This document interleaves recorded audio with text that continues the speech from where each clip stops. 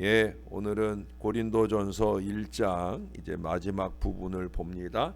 26절부터 마지막 31절까지 말씀입니다.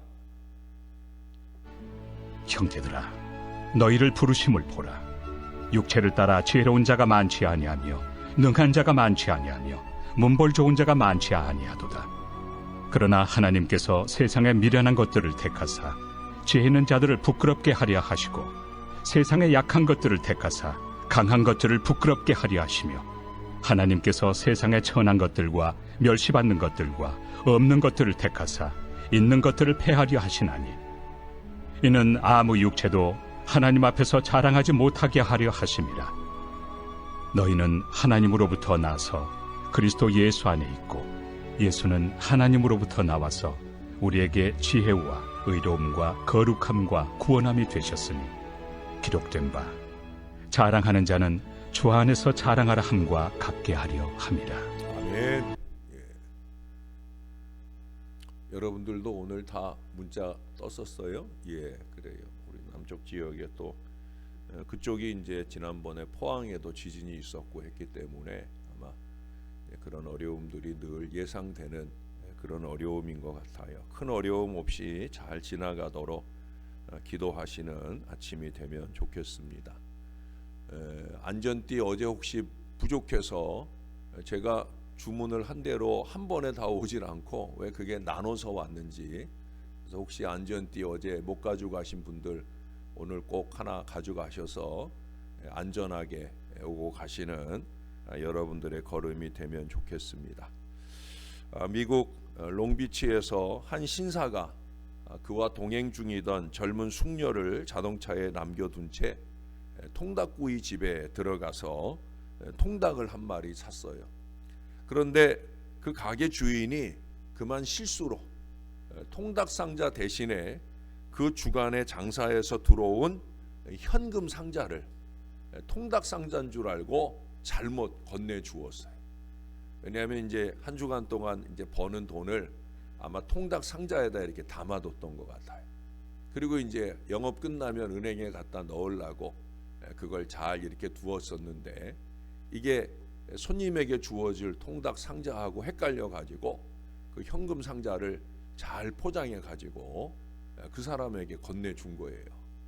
그러니까 그 사람이 그걸 받아 가지고는 이제 차를 타고 그래서 공원에 가 가지고 그래서 통닭을 먹기 위해서 통닭을 탁 상자를 열었는데 이게 웬일입니까? 그 상자 안에 통닭이 아니라 돈 뭉치가 가득 들어있는 거예요. 여러분들 같으면 어떡하겠습니까? 사실 그 순간은 평범한 사람들이 가장 약해지기 쉬운 때 아니겠어요? 그러나 이 신사는 이게 뭔가 잘못됐다는 걸 알고 다시 차를 몰아 그 가게까지 달려가서 그 주인에게 건네 주었습니다. 이 주인은 깜짝 놀라기도 하고 또 너무 고맙기도 하고, 그래서 선생님 여기 잠깐만 앉아 계세요. 제가 신문사에 전화해서 당신들의 선행을 알려야 되겠어요.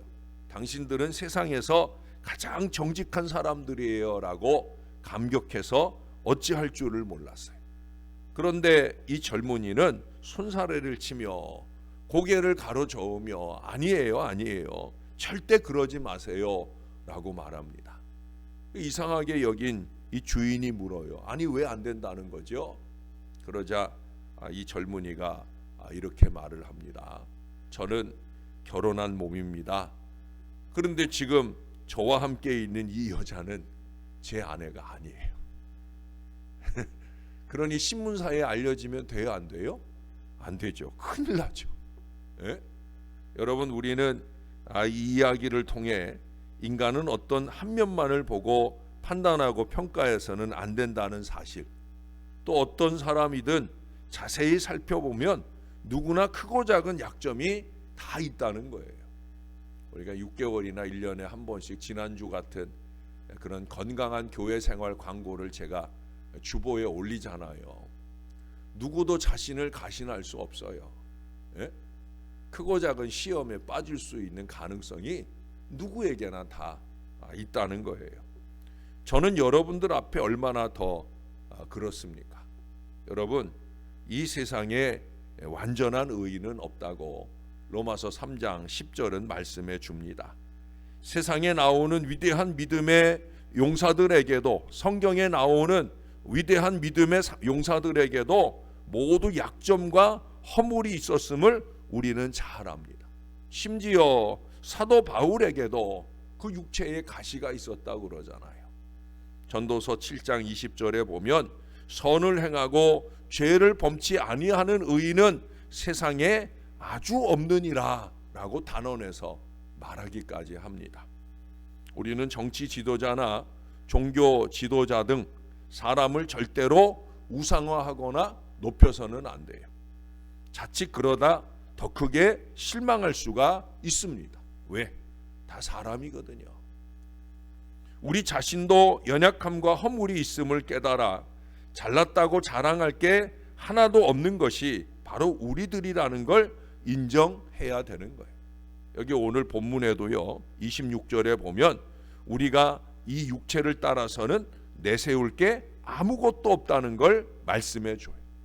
인간적인 지혜나 능력이나, 여기 문벌, 우리는 학벌이라고 그러잖아요.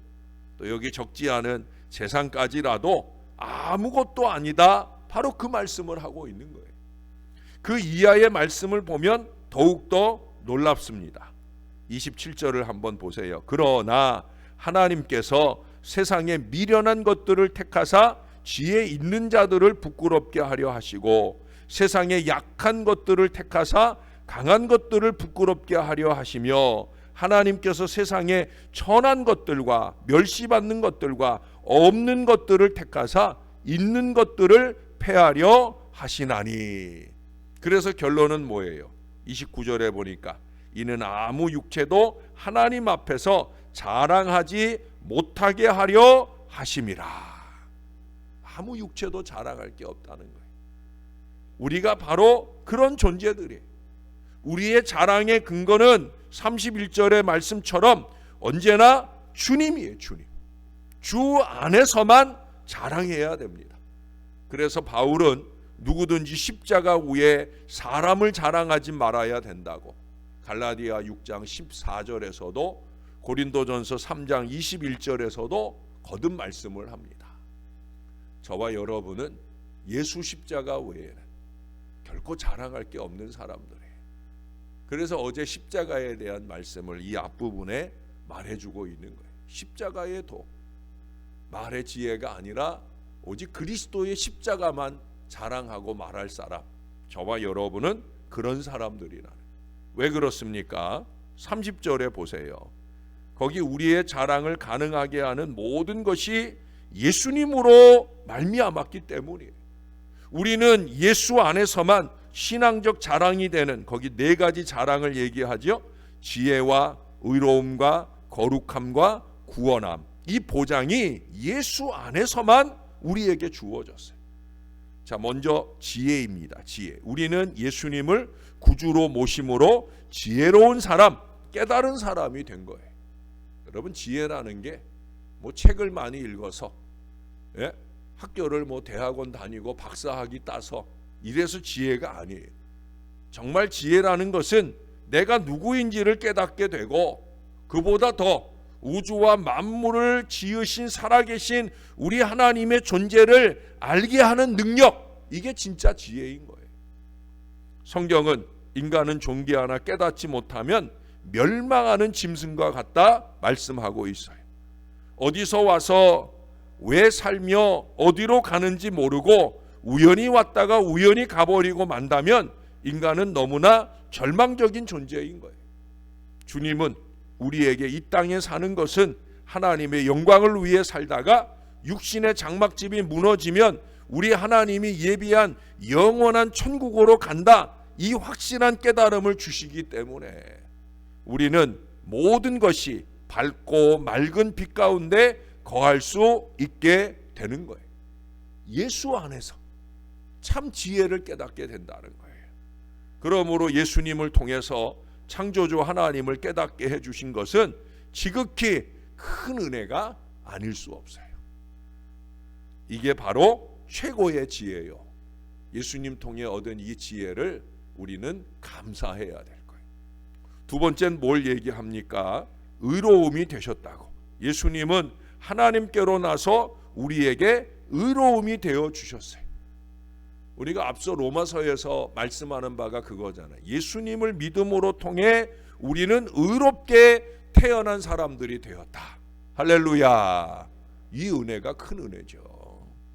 타락한 아담이 하나님의 영광을 잃고 벌거벗었을 때 하나님은 그때 짐승을 잡아 피를 흘리시고 그 가죽을 벗겨 의복을 만들어 입힌 사건을 우리는 잘 알고 있어요. 네? 타락 이전에 아담은 하나님의 영광의 옷을 입었기 때문에 전혀 부끄러움을 느끼지 않았어요. 근데 문제는 뭐예요?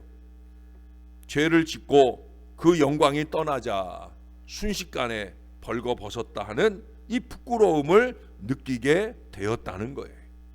주님께서는 그들을 불쌍히 여기셔서 짐승을 잡아 피를 흘리게 하시고 가죽을 벗겨 영구한 옷을 입혀 내보내 주신 거예요.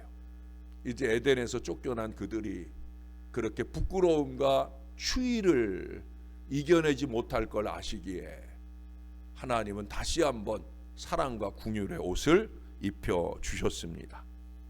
이것은 하나님께서 죄의 양심이 벗겨져서 부끄러움을 참지 못하는 사람들을 위해서 우리 예수님을 십자가에 죽여 피 흘리시고 의로운 옷을 우리에게 입혀 주실 것을 상징적으로 보여주는 사건이에요.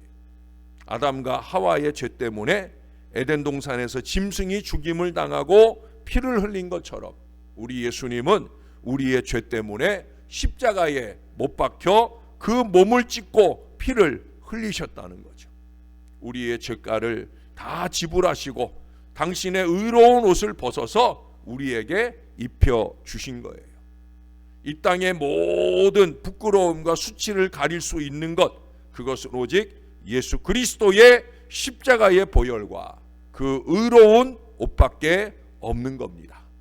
여러분, 우리가 예수 그리스도를 믿으면 예수님은 우리에게 이 의로운 옷을 입혀 주시는 거예요. 예수를 믿음으로 우리의 모든 과거의 죄가 용서를 받고 그리스도의 의로운 옷을 입음으로 부끄러움이 없이 우리 하나님 앞에 설 수 있는 자격을 얻게 되는 거예요. 예수님 십자가에 달려 죽으실 때 휘장이 위로부터, 성소의 휘장이 위로부터 아래로 찢어졌다고 그랬잖아요. 하나님과 우리 사이에 막힌 담을 허물어 주셨어요. 할렐루야. 이 은혜가 크신 은혜예요. 이렇게 예수 믿고 그리스도로 옷 입은 의로운 사람은 그 다음 뭘 얘기합니까? 거룩함을 얘기하잖아요. 예수님은 하나님께로서 나서 우리에게 거룩함이 되시고 우리는 그리스도로 말미암아 거룩한 사람들이 되었습니다. 물론 우리 자신을 돌아보면 참 거룩하지 못하잖아요. 가장 거룩해야 될 예배 시간에조차 우리는 거룩하지 못한 모습으로 예배할 때가 얼마나 많아요. 영과 진리로 예배해야 되는데 그러지 못하는 때가 얼마나 많습니까? 그러나 걱정할 게 없다는 거예요. 세상에 사는 사람들은 세속적 사람이요 마귀의 종들입니다마는, 세속이란 부패하고 오염되고 썩어진 것을 말합니다마는, 죄로 말미암아 죽음이 오고 부패하게 되었다라는 걸 말합니다마는, 인간의 영혼이 죄를 짓고 죽었으므로 그 죽음 가운데 모든 더러운 벌레들이 나올 수밖에 없는 것을 알게 됩니다. 불의, 추악, 저주, 절망, 음란, 방탕, 시기, 분노, 질투, 분쟁, 여러분 이 온갖 더러운 것이 이 영의 죽음으로부터 나와서 인류를 괴롭히고 인류를 더럽히고 있는 거예요. 하지만 여기에서 해방될 수 있는 것은 예수를 믿음으로 성령으로 말미암아 죄와 사망의 법에서 해방될 수 있는 줄로 믿습니다.